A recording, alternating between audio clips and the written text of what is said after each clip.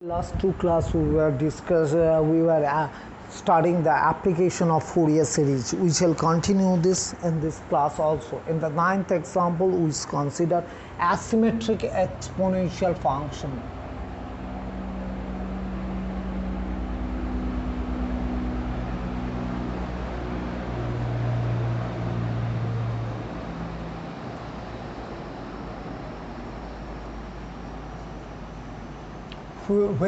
In which the function f is defined as a e to the power minus alpha x for x greater than 0 and 0 for x less than 0.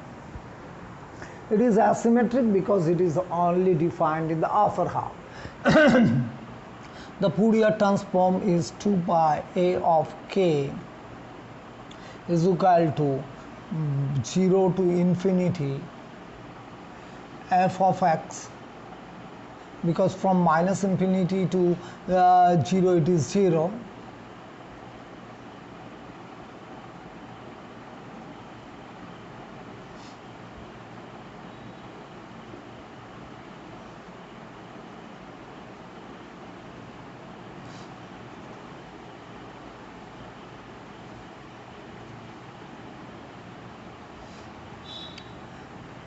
on the integration this comes out to be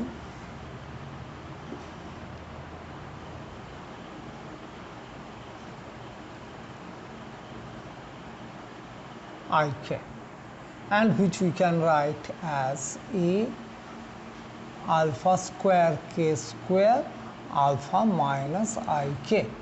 This is the Fourier transform of asymmetric exponential.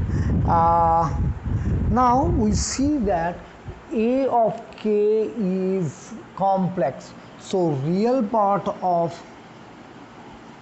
a of k is a upon root 2 pi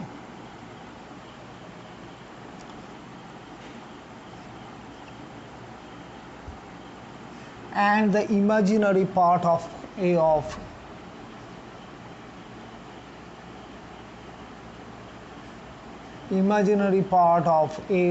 k is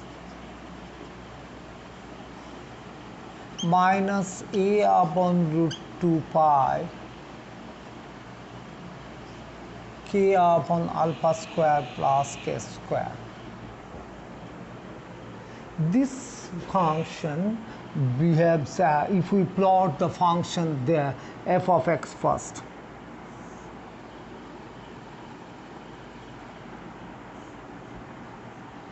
This falls like this, starting from a, this goes like this. The real part of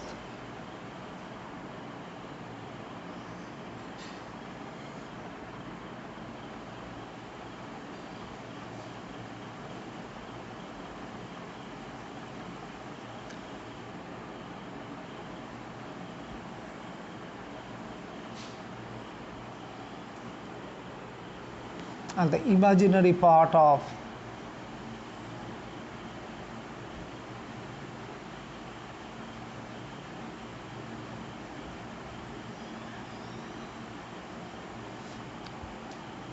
it is at k is equal to 0, it is 0.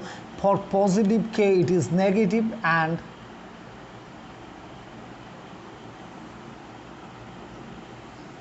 for negative k it is positive, so it will have such a behavior. Now we shall consider the symmetric exponential. As the 10th example, we shall consider symmetric exponential, that is the function is defined as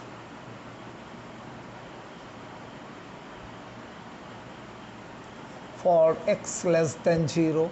This definition changes, so it is from minus infinity to 0 a e to the power alpha x e to the power minus ikx dx, and for the rest part it is a 0 to infinity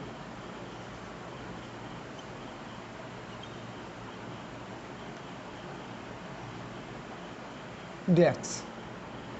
And on simplification we find it that this is only the real part will survive, and the result is, and this gives you the a of k for symmetric. Well, it is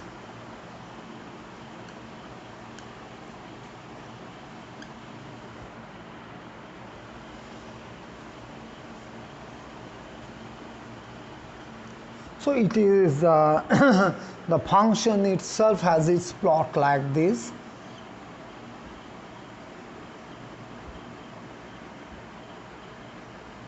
It falls on either sides and a of k has a similar behavior. A of k is real, so we do not require to distinguish between real and imaginary parts. Now, as the next example, we consider a Gaussian function. It is a very important concept in the theory of Fourier transform, that the Fourier transform of a Gaussian function is a Gaussian too. So, as this is a very important concept, I will carry out the entire calculation.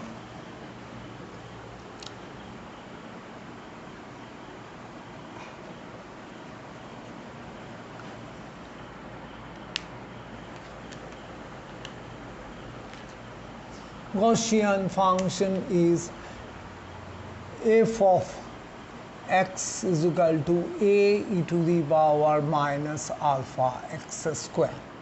This is the Gaussian function. Now its Fourier transform is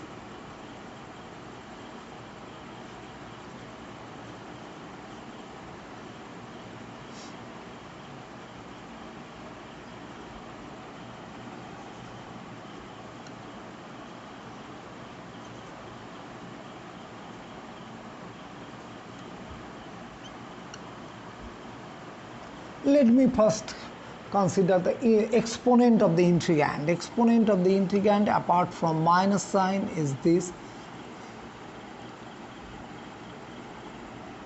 kx. Taking alpha common, we write it as x square plus I k alpha x, which we write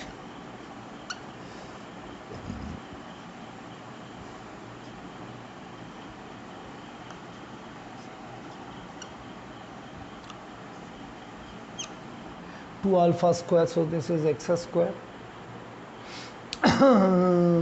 plus this term has and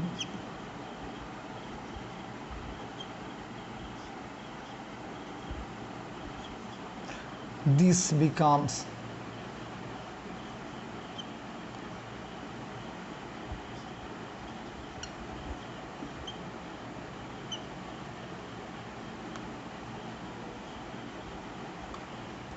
for alpha.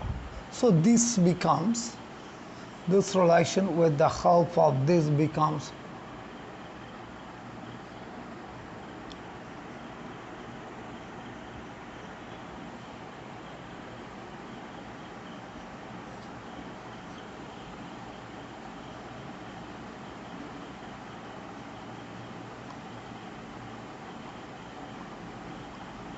ik by 2 alpha whole square dx, and this quantity can be taken out, so we can write it a e to the power, actually I have added, so this sign should be plus, and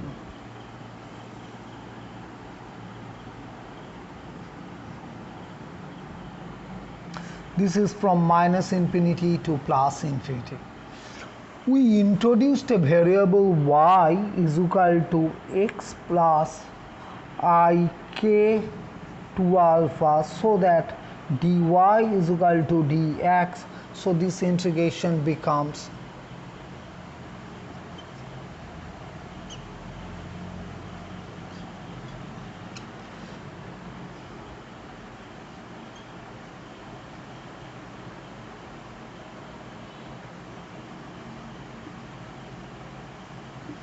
dy. This is a even integral, and ultimately we land up with the result that a of k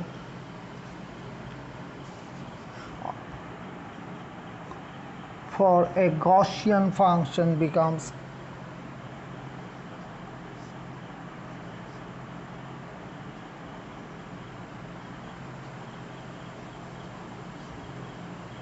this is again a Gaussian.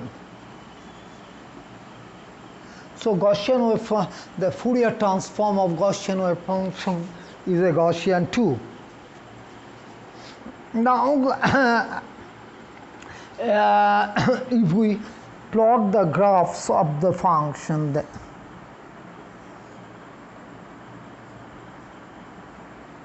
f of x is this. This is symmetric about the about the origin, and the corresponding Fourier transform is this.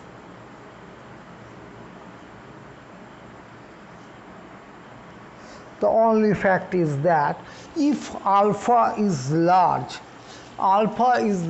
then this function falls on either side of x is equal to its peak value very fastly. So alpha large means this is soft, and here alpha comes in the denominator, so it is flat. And what happens if alpha is small? The damping is small, this is flat, it is soft.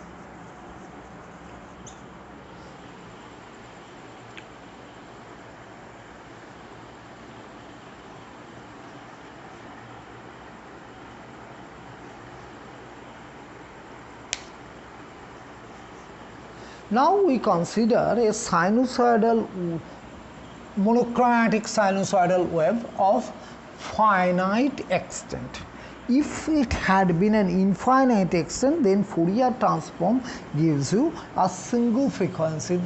Now if we consider a sinusoidal wave of finite duration, so we are entering into the time domain.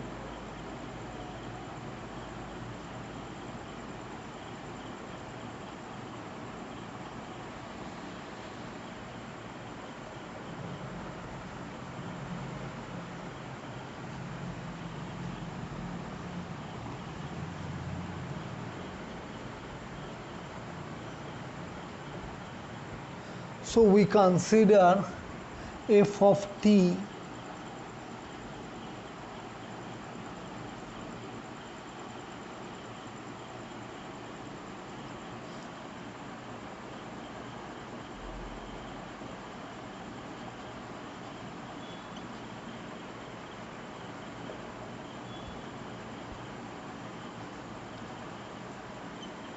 So what we have a wave trend like this.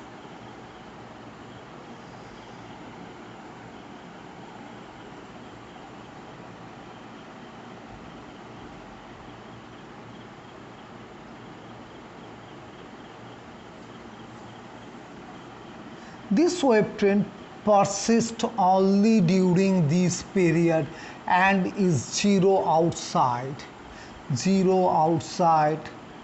This is the end. If we have a wave of infinite extent, then this this trend continues to the minus infinity on the left and to the plus infinity on the right. So this is the time axis. So we have to calculate a omega because t is there, so we calculate a omega, rather root 2 pi a omega is equal to f of t e to the power minus I omega t dt integrated from minus infinity to plus infinity. Since it is of finite duration, this becomes a e to the power minus t by 2 to plus t by 2 e to the power I omega 0 t e to the power minus I omega t dt. So the result is, if we combine these two, this becomes a e to the power I omega 0 minus omega t dt with limits minus t by 2 to plus t by 2. So it is a upon I omega 0 minus omega times e to the power I omega 0 minus omega t integrated from by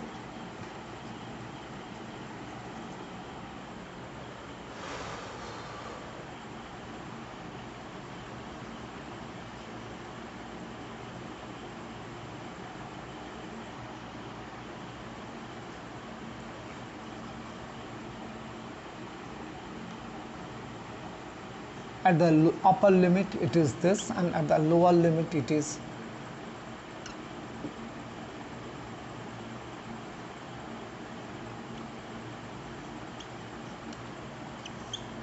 so it is the cos function. Oh no, sorry, this is equal to twice I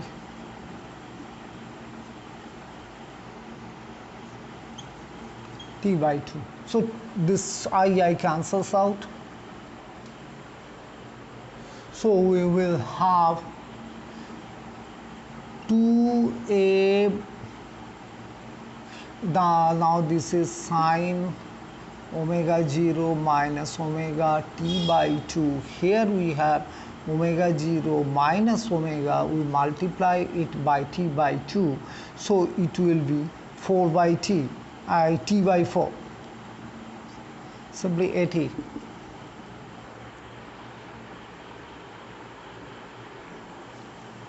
And now finally we will have a omega is equal to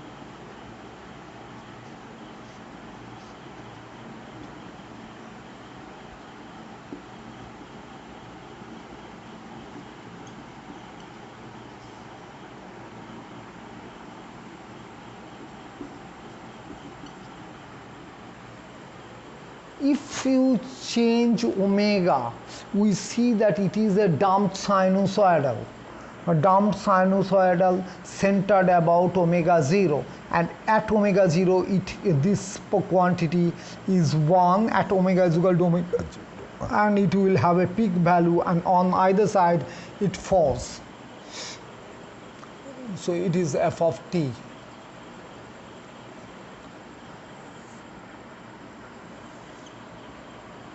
This is a omega. Assuming omega 0 to be positive, this is omega axis, this is omega 0. So at omega 0 it is have a peak, and then it is a damped sinusoidal.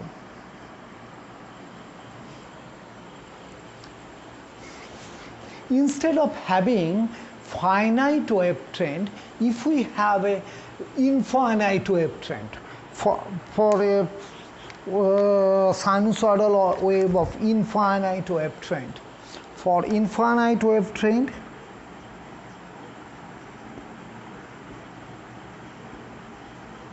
infinite duration, we have this relation. Consider this integration. It would be a e to the power minus e to the power I omega minus omega 0 t dt integrated from minus infinity to plus infinity.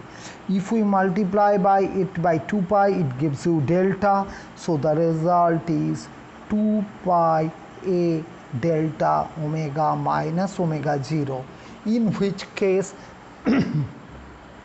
if we have an infinite wave trend, then it is at, you will have a spark only at omega 0 and other it is 0 at other omegas. There will be no such undulations.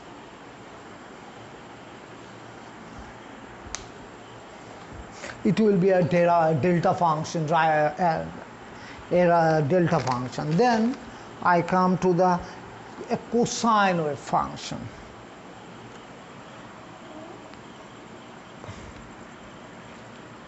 A wave trend which is cosine wave trend.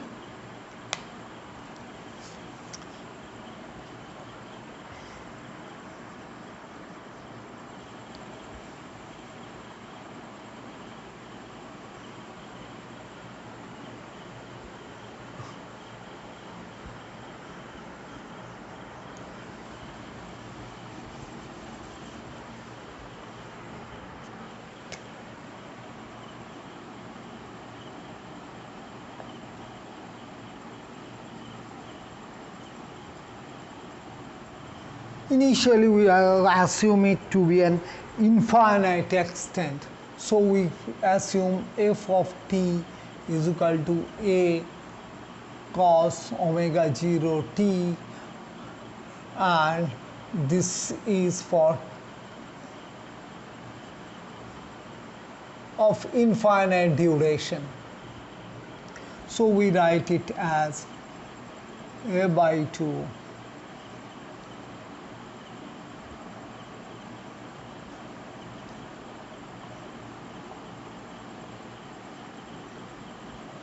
so the corresponding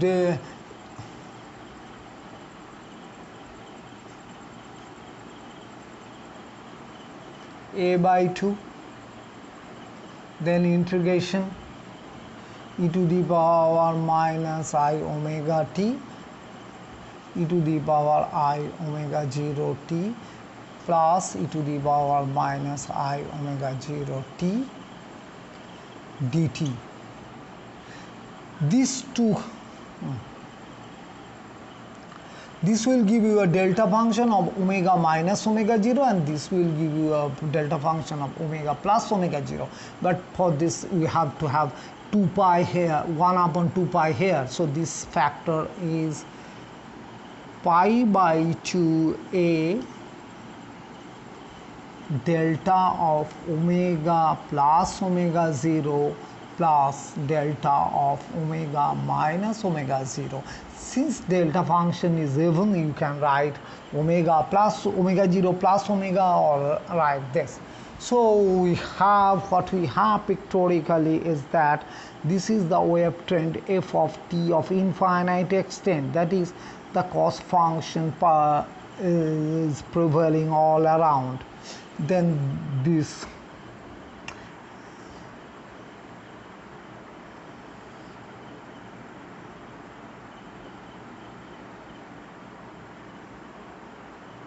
you will have a delta function, erect delta function over here, and there is another erect delta function over here.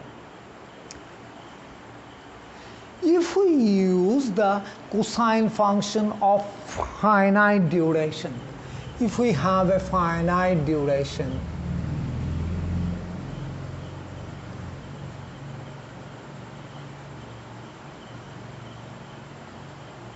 then we have this for t by 2 and minus t by 2 and 0 elsewhere. In that case, we have seen in the earlier case that for finite wave trend we will have a omega as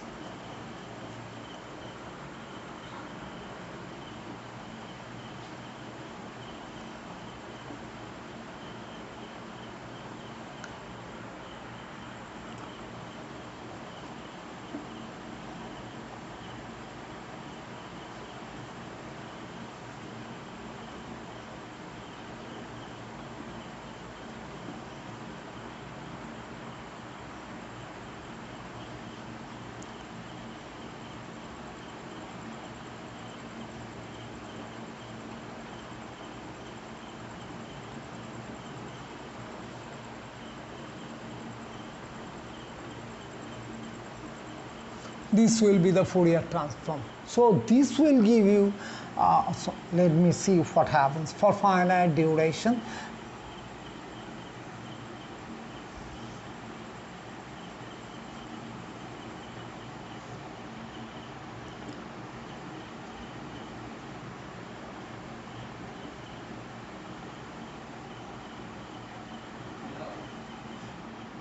And it is 0 here, 0 there. The Fourier transform of 8, it is t.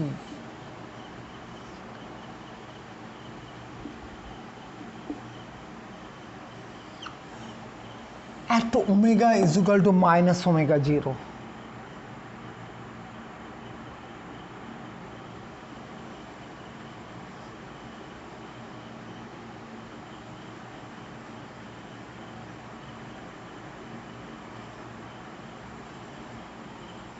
And at omega is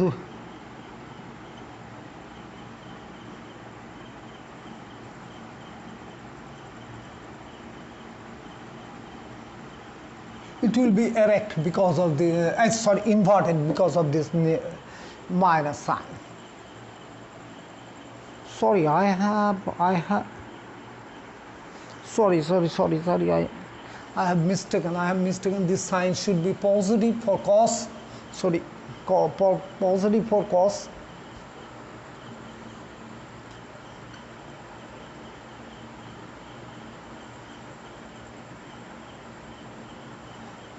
And if we see the sine function, if we have a sine function instead, I am not going to the detailed calculation, but just pointing out the changes. There will be minus 2i and a of k in that case for infinite wave trend will become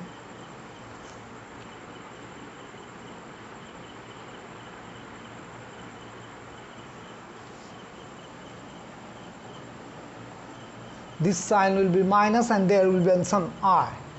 So this delta function will be in the down direction.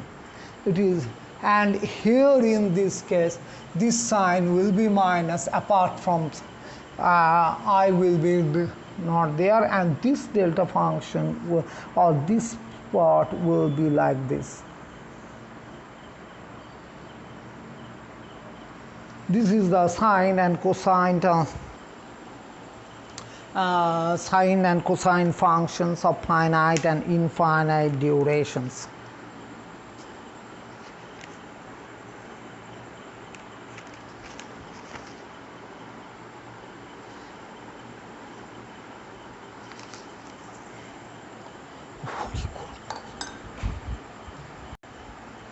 That's all about the simple applications of Fourier transform, and in the next class we shall consider few examples on Fourier sine and cosine transform and probably on Fourier integrals, and we'll come to the end of the Fourier transform chapter.